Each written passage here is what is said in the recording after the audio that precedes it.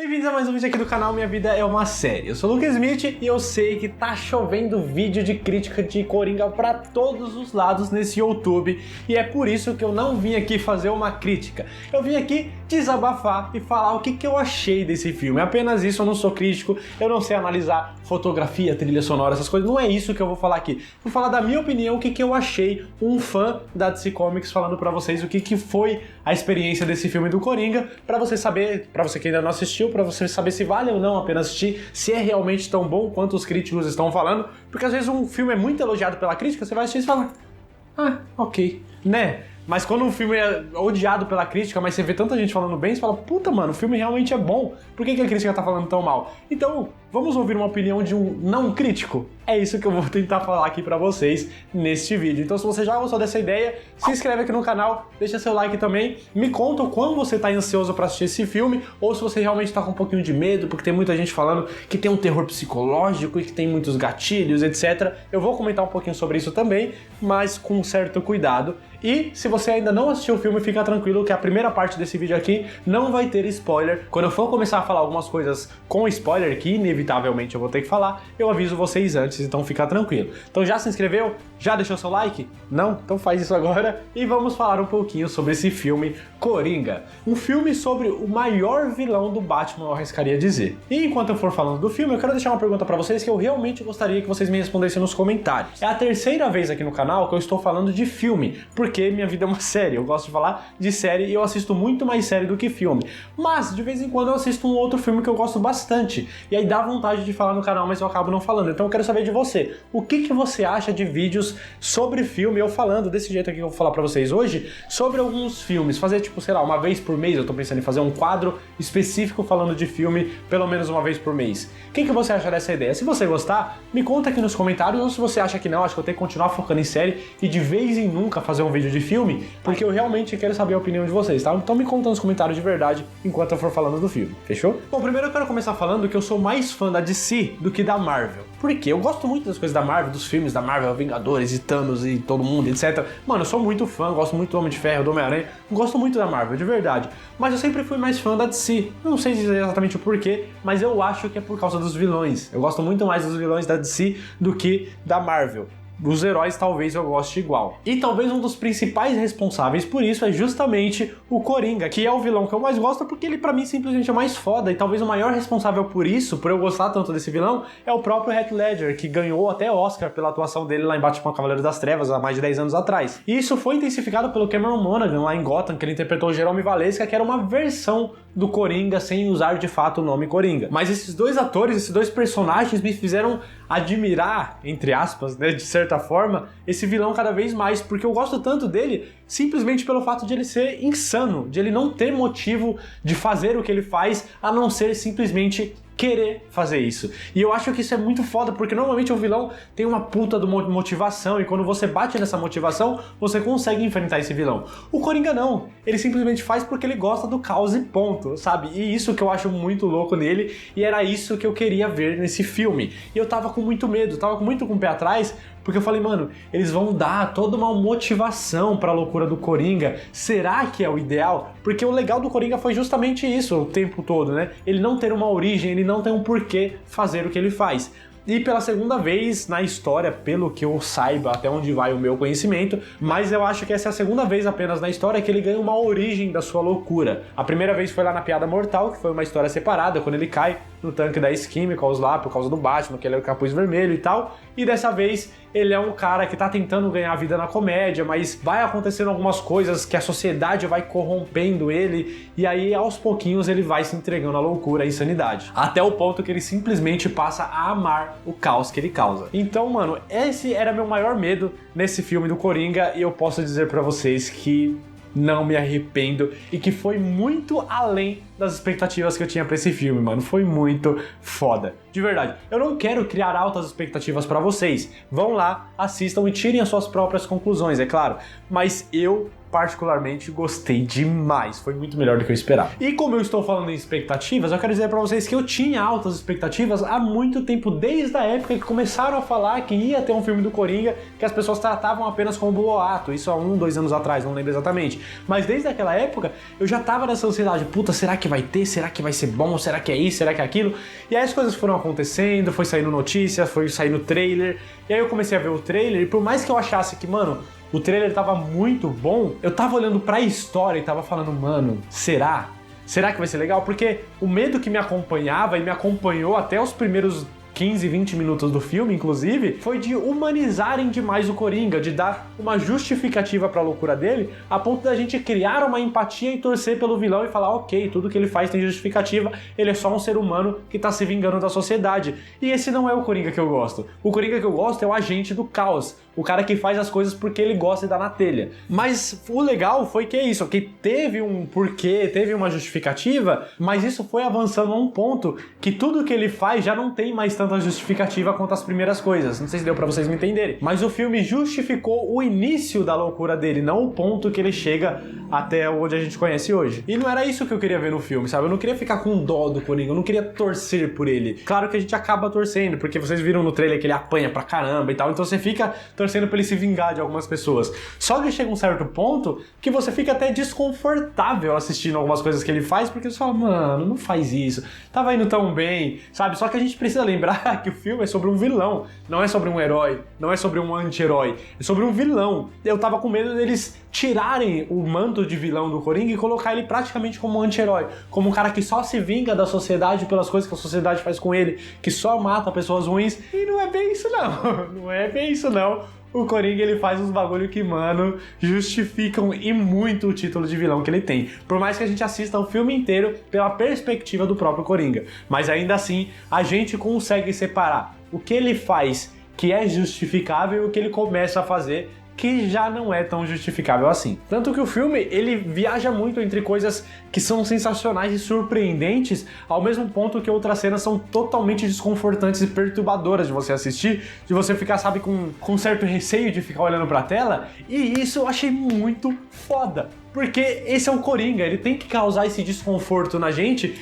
principalmente porque a gente não pode concordar com tudo que ele faz. Esse desconforto é importante pra gente manter o nosso caráter e o nosso bom coração, nosso bom convívio em sociedade, senão seríamos todos coringas. Outra coisa que eu achei muito foda no filme também, como eu disse, eu não vou ficar analisando fotografia, trilha sonora e cores e etc, porque eu não sou especialista nisso, mas é inevitável falar um pouquinho sobre a ambientação do filme, porque ele se passa na década de 80 ali, se eu não me engano e tal, e as coisas acontecem nessa época, TV antiga, sabe, as coisas, os carros são antigos, é tudo bem antigo na cidade de Gotham. E é tudo tão bem feito que eu não sei se vai dar pra vocês me entenderem nessa frase que eu vou falar agora, mas não parece que estamos em 2019 assistindo um filme de 1980. A imersão é tão grande que parece que a gente tá em 1980 assistindo um filme atual. A ambientação, o figurino, as músicas, o jeito de edição, sabe, as cores utilizadas nas... Eu não sei explicar exatamente. Eu sei que é uma imersão tão grande que parece que eu tava num cinema em 1980.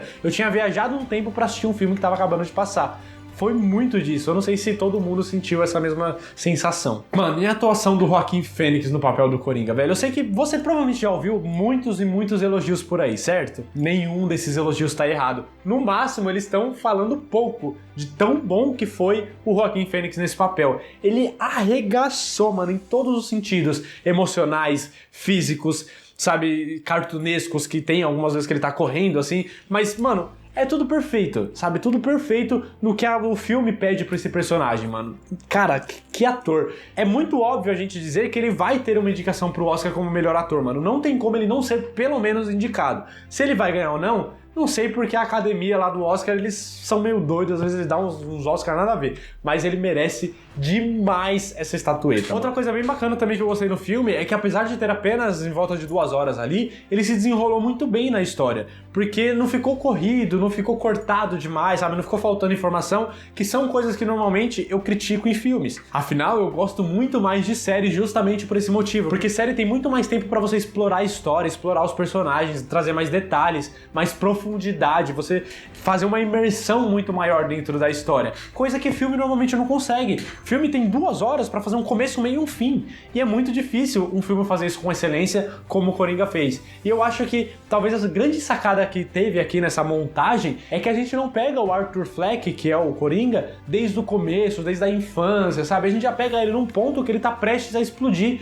e que as coisas que a sociedade faz com ele são as gotas d'água que faltavam para ele literalmente surtar. E aí esse espaço de tempo é curto, e por ser curto dá para ser bem desenvolvido em apenas 2 horas. E isso que eu achei sensacional. Acho que ficou muito bem feito por esse motivo. Fora que esse pequeno espaço de tempo que essas coisas acontecem dão abertura para uma referência que ele faz no filme, que eu não sei se foi proposital, mas provavelmente foi, quando ele diz que ele tá tendo um dia muito ruim, que é um desses dias que as coisas acontecem com ele. E isso claramente foi uma referência à Piada Mortal, que tem como ideia principal que uma pessoa totalmente sã, se ela tiver um dia muito, muito ruim, ela pode ir à loucura naquele momento, naquele dia, sabe? Ela pode ir de um extremo ao outro só por ter um dia muito ruim. E é praticamente isso que acontece com o Arthur Fleck no filme. Não que acontece em um dia, mas em pouquíssimos dias, uma vida que já era ruim, mas que era de certa forma controlada, faz ele fazer tudo o que ele faz no filme. Aliás, essa é só uma de algumas outras referências que tem no filme sobre o universo DC Comics, sobre o universo do vilão Coringa, e que são referências que deixam qualquer fã da DC cheio de orgulho desse filme. Mas o mais interessante é que o filme também funciona totalmente sozinho, não é um fanservice. Ele tem umas referências legais, mas mesmo pra quem não conhece nada sobre o vilão, vai curtir demais o filme, porque ele funciona totalmente sozinho. Essas referências, por mais que elas sejam interessantes, é um gostinho a mais pro fã, mas elas não são essenciais para a história do filme. Então se você não entender uma referência ou outra, ok, você simplesmente não vai entender. E eu tenho certeza que teve algumas referências que eu mesmo não entendi, porque eu sou fã, mas eu não sou tão fanático, sabe? Eu não sou especialista da DC Comics. Eu não leio os quadrinhos, por exemplo. O que eu sei é das animações, dos filmes e do que eu já pesquisei sobre o personagem.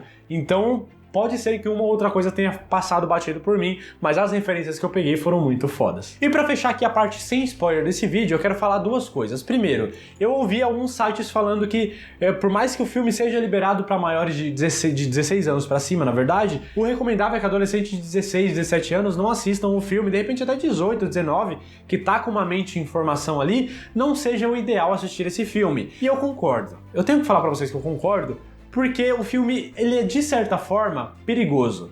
Ele tem uma violência muito explícita e ele traz problemas da sociedade, por mais que seja 1980 e por mais que seja Gotham, que a gente conhece como uma cidade totalmente destruída, mas muitas das coisas que a gente vê na sociedade lá, que fazem o Arthur Fleck chegar à loucura, são coisas que a gente pode presenciar no nosso dia a dia, como pessoas que maltratam as outras, como uns caras babacas que têm dinheiro mexendo com mulheres no metrô. Então tem algumas coisas que vão acontecendo, né, que a gente acaba reconhecendo do nosso dia a dia. E isso, para uma mente que está em formação, porque mente de adolescente está em formação, se você tem essa idade, eu vou te falar e quando você estiver mais velho você vai lembrar disso, mas essa idade que você tá, até uns 22, 23, e arrisco dizer até uns 25, sua personalidade ainda tá sendo moldada, seu caráter ainda tá sendo moldado. Muita coisa pode mudar na sua vida até os 25 anos em relação ao seu comportamento, à sua personalidade, à sua forma de pensar. Então esse filme pode te influenciar de uma forma negativa. Você vai começar a ver a sociedade, ou você ou pessoas que você conhece da cidade, vai começar a ver a sociedade como algo perigoso, como algo que está contra você. E não é. Coisas ruins acontecem, assim como coisas boas acontecem também, mas no filme as coisas ruins são muito reais e isso pode te influenciar de uma forma negativa. Então eu não recomendo também que se você tem de 16, 17, 18 anos ali, assista, ou se você quer muito assistir, assiste com seus pais, assiste com uma pessoa que já tem uma mentalidade um pouco mais formada. E se você é mais velho e tem um filho nessa idade, eu recomendo que se você for deixar ele assistir, vai com ele, explica algumas coisas, sabe? Porque é realmente um negócio meio pesado. E até pra quem é maior de 18 anos, toma cuidado, porque cenas de violência são muito poucas, mas quando tem, é bem explícito e é bem brutal. Então talvez traga desconforto para pessoas que têm uma certa sensibilidade com violência. E uma outra coisa que estão falando muito é sobre o terror psicológico que o filme traz e para as pessoas que têm um certo receio por causa de depressão, por causa de doenças psicológicas, gatilhos que o filme pode trazer e tal. Eu vou ser bem sincero com vocês, eu não senti nada disso. Claro que Deixa bem claro, eu não tenho depressão, não que eu saiba pelo menos, mas eu não tenho depressão, eu não tenho condições psicológicas que poderiam ter sido despertadas durante o filme. Então, talvez por isso que eu não tenha sido afetado. Mas eu já assisti obras como, por exemplo, 30 Reasons Why, e por mais que eu não tenha depressão, a primeira temporada foi cheia de gatilhos e cheia de coisas negativas que eu não recomendo pra ninguém que tenha depressão assistir. O mais próximo que eu vi de depressão no filme é saber que o personagem tem, porque ele claramente é um personagem depressivo. Só que a série não fala sobre a depressão dele, pelo que eu entendi. O filme fala muito mais sobre a jornada que leva o personagem à loucura. E por acaso ele tem depressão, e por acaso essa depressão influencia um pouco nisso. Mas o mais próximo que a gente vê são alguns pensamentos dele suicida, e que nem é tão frequente assim. É um diarinho que ele tem, e a gente vê uma frase lá, por exemplo, eu espero que minha morte traga mais risos do que minha vida, mais alegria do que minha vida, alguma coisa assim. Tem, sabe, tem um ou outro ponto assim, mas eu não achei tão pesado a ponto de, meu Deus, não assistam, pessoas saíram correndo da sala de cinema.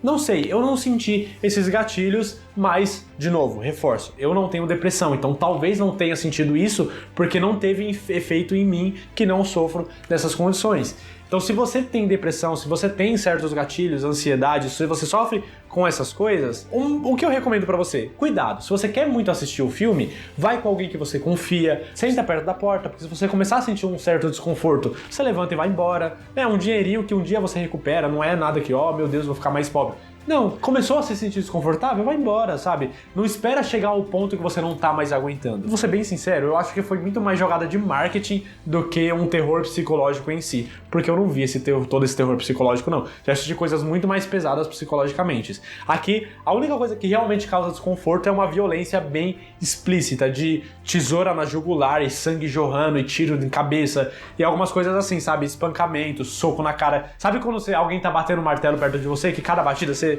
dá um negócio assim, porque parece que tá batendo em você? Os socos, chutes e algumas coisas que acontecem nesse filme me causaram essa mesma sensação. Toda vez que tinha uma pancada, eu dava um pulinho pra trás, porque é bem real, é bem explícito as coisas que acontecem. Mas é no máximo isso. Psicologicamente falando, eu não achei tão pesado.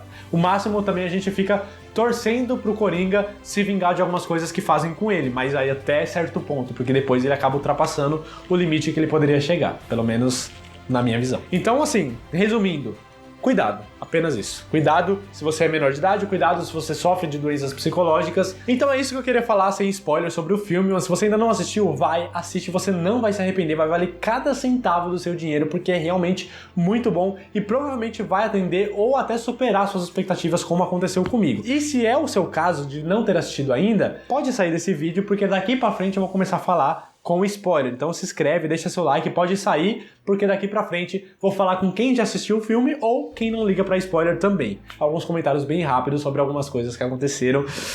Começando falando da ligação que o filme tem com a história do vilão em si e não tem ao mesmo tempo. Porque é uma história isolada, é uma história com começo, com meio, com fim, dentro do que o filme pede, ali dentro daquele enredo, e ele funciona totalmente sozinho. Pra quem nunca viu absolutamente nada da DC Comics, do Coringa, do Batman, consegue aproveitar e muito o filme. Dá pra você gostar muito do filme mesmo sem saber de tudo isso. Mas pra quem gosta, pra quem assiste, pra quem conhece a história, é uma coisa maior ainda. Isso eu falo, por exemplo, com a ligação direta que o Coringa teve com a família Wayne, principalmente com a morte dos pais do Bruce. Ele foi o responsável por aquilo, sabe? Todo o caos que ele criou por causa do cara que ele matou lá ao vivo foi o que causou a fuga dos pais do Bruce pelo beco, que foi onde eles foram mortos, foram assassinados na frente do Bruce. E foi por causa disso que o Bruce se tornou o Batman.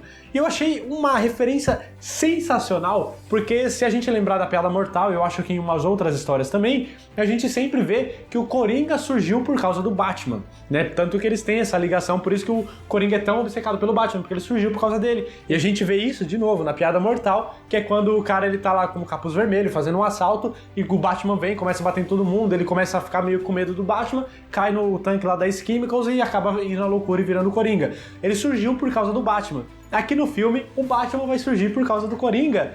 Mano, eu achei isso sensacional, velho. Muito, muito, muito foda mesmo. E como se não bastasse, a gente pode dizer também que o Batman surgiu por causa do Coringa, mas o Coringa surgiu por causa da família Wayne, principalmente por causa do Thomas. Porque o ponto que ele chegou foi influenciado por várias coisas, inclusive pelas coisas envolvendo o Thomas Wayne, a mãe do próprio Coringa, que ele poderia ser filho do Thomas Wayne, mas não é. Mas as coisas que ele passou por causa do Thomas Wayne também, o desprezo que o Thomas Wayne teve por ele. Então, essas coisas, sabe, o discurso do Thomas Wayne e tudo que ele fez, que a gente pode julgar que, né, foi tudo criado pelo Thomas Wayne ou não, vou falar um pouco mais sobre isso, mas a gente pode julgar que as coisas, as atitudes do Thomas Wayne fizeram o Coringa dar um passo para chegar mais próximo de matar a própria mãe, que foi a primeira coisa que ele fez antes de se entregar totalmente à insanidade. Porque eu acho que até quando ele matou os caras no metrô, ele se sentiu liberto, ele se sentiu realizado, mas ele ainda estava se controlando porque ele tinha a mãe dele. Mas a partir do momento que não tem mais a mãe dele para se controlar, que foi quando ele parou de tomar os remédios dele, que ele até fala isso no filme também, aí a partir daí que ele começa a, de fato, né, caminhar para se tornar o Coringa, e isso foi influenciado em partes por causa das atitudes do Thomas Wayne também. Então, o Batman surge por causa do Coringa, que surge por causa do Thomas Wayne, de certa forma. Mas é aqui, né, sobre tudo isso que eu falei, que eu quero deixar a primeira pergunta pra você que já assistiu o filme. O que vocês acham? Você realmente acredita que a mãe do Coringa era doida? Ou foi tudo inventado pelo Thomas Wayne? Porque a gente tem duas possibilidades aqui. Ela realmente era mentalmente instável e ela inventou tudo aquilo, inventou que tinha tido um caso com o Thomas Wayne, inventou que o Arthur era filho do Thomas Wayne também, um filho ilegítimo e tal. Ela pode ter alucinado com tudo isso, pode de fato ter adotado uma criança pra falar que era filho do Thomas Wayne, ela pode ter sido internada por causa disso, pode ter realmente deixado o Arthur apanhar de um padrasto que ela namorou quando ele era pequeno ainda e tal, e ele não lembra disso, de certa forma, porque talvez a mente dele tenha bloqueado, enfim. Será que ela realmente inventou toda essa história e ela realmente era doida e que talvez isso tenha trazido uns genes de loucura pro Coringa também? Será que tem alguma coisa a ver? Ou a outra possibilidade é: tudo que ela falou foi verdade e todos aqueles documentos que o Arthur conseguiu pegar, comprovando que ele foi adotado, comprovando a instabilidade mental dela, todos aqueles documentos foram forjados pelo Thomas Wayne para tirar o dele da reta, mas realmente o Arthur é filho do Thomas Wayne, realmente eles tiveram um caso e ele fez tudo aquilo só para poder se defender se um dia isso fosse a público. Ele tem dinheiro suficiente para fazer esses documentos falsos e forjar toda essa história, né? O negócio parece ter sido muito bem detalhado, ele tinha a resposta na ponta da língua. Então será que ele inventou tudo isso e a mãe dele estava falando a verdade? O que vocês acham? Eu quero saber disso porque ficou totalmente aberto, a gente nunca vai saber. Eu quero saber a sua opinião. Ou você acredita em uma coisa ou você acredita em outra, mas nenhuma das duas, eu acho, pelo menos, dá pra ser justificado com acontecimentos do próprio filme. Eu acho que ela era doida e que talvez isso tenha influenciado na loucura do Coringa. Pra mim isso faz mais sentido, mas enfim. A outra possibilidade é tão possível quanto. E aproveitando as conspirações e dúvidas que ficam no ar graças a esse filme, tem uma outra coisa que explodiu minha mente quando eu vi o vídeo do Otávio Gala, do Super 8, que ele fez a crítica bem recente também do filme do Coringa. Eu assisti antes de fazer esse vídeo e explodiu minha mente, porque ele joga o seguinte, uma coisa que eu não tinha percebido quando eu assisti.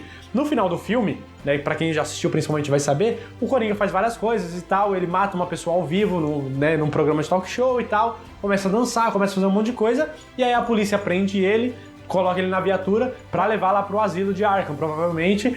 E aí no meio do caminho, eles estão passando lá no meio dos protestos, no meio do caos, e uma ambulância bate na viatura para poder libertar o Coringa. E aí libertam ele acorda e começa a dançar no capô, no meio de todo mundo e tal, as coisas que ele faz. Depois dessa cena tem um corte, e ele já tá no hospício, falando com uma psiquiatra, né, contando algumas coisas e tal. Ele chega até a falar que tá pensando numa piada, ela fala, me conta. Ele fala, você não entenderia. E aí ficou no ar um negócio, teve um corte. Então o que eu pensei quando eu assisti? As coisas aconteceram, ele em um determinado momento, depois daquilo foi preso, conseguiu finalmente ser preso, e tá falando lá, tá em Arkham, e tá falando com a psiquiatra dele. Ok, é uma coisa perfeitamente normal de acontecer. Mas teve um corte, não mostrou ele sendo preso, e ele teve essa fala de que tava pensando em uma piada que a psiquiatra dele não entenderia. Será que, na verdade, depois do programa do talk show, ele tava na viatura e ele realmente foi preso? Será que a ambulância nunca bateu no carro dele e ele nunca foi libertado de fato e tudo isso foi apenas fruto da imaginação dele, foi apenas alucinação?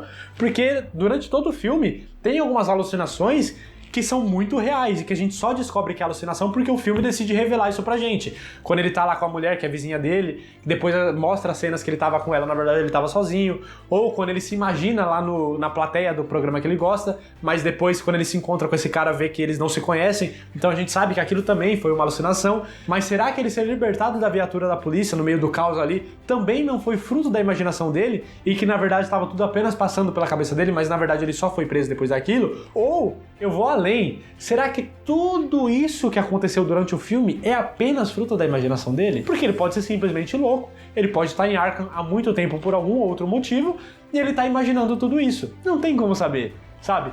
O que eu acredito, né? Tem essas três teorias, que o final foi, que tudo aconteceu realmente, que o final foi imaginado ou que o filme inteiro foi imaginado. Tem essas três teorias. Mas pra mim tudo realmente aconteceu até o ponto do caos, até o momento que ele mata o cara no talk show e que surge todos os protestos e todas aquelas coisas. Pra mim tudo isso é real. Por que eu acho isso? Porque todo esse caos que foi feito depois que ele mata o cara no talk show, tudo influenciou diretamente na morte dos pais do Bruce, no assassinato na frente dele, pra que ele se torne o Batman um dia. Então por que o Arthur ele ia alucinar com a morte de umas pessoas que ele mal conhece? Ele até chegou a conhecer o Thomas, ele podia imaginar a morte do Thomas, mas porque ele imaginaria a morte da mãe do Bruce, que não tinha nada a ver, que até então não tinha aparecido na história, que eu me lembro. Não fazia sentido ele imaginar isso. Então, se aquilo aconteceu, todo o caos aconteceu. Se todo o caos aconteceu, foi por causa das coisas que ele fez lá no talk show. Então, pra mim, até aquele momento aconteceu. Agora, ele ser libertado pela galera, aí realmente fica em dúvida, eu não consigo ter uma opinião. Pra mim também aconteceu, mas não tem como explicar. Então talvez pode não ter realmente acontecido. Só que todas as outras teorias também são totalmente possíveis. Aqui tudo é possível